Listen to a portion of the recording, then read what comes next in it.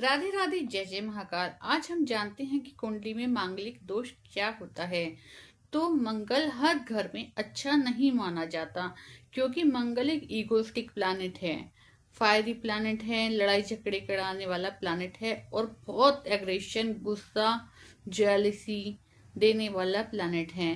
तो कुछ घरों में मंगल अच्छा नहीं माना जाता, क्योंकि मंगल यदि पहले घर में हो तो व्यक्ति बहुत ही ज्यादा डोमिनेटिंग होता है।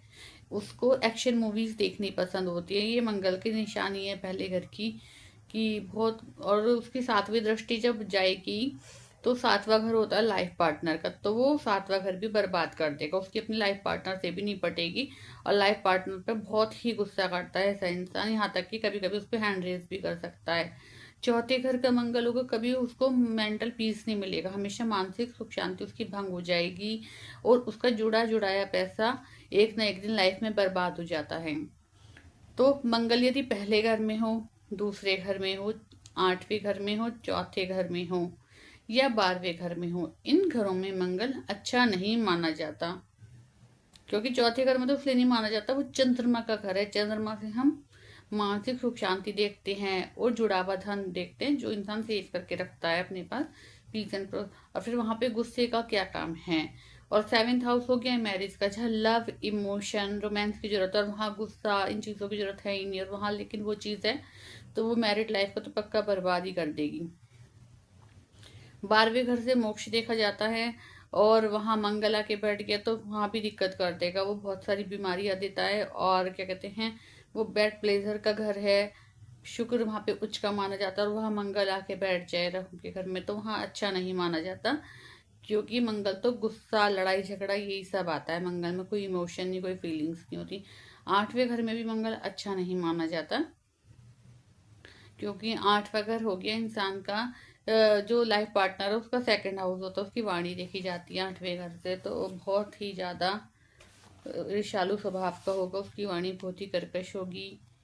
तो इसलिए मंगल यहाँ पे अच्छा नहीं माना जाता, पहले में, दूसरे में, चौथे में, 7वें घर में, 8वें घर में और 12वें घर में। अब हम जानते हैं कि इन घरों में मंगल हो तो क्या प्रभाव होगा।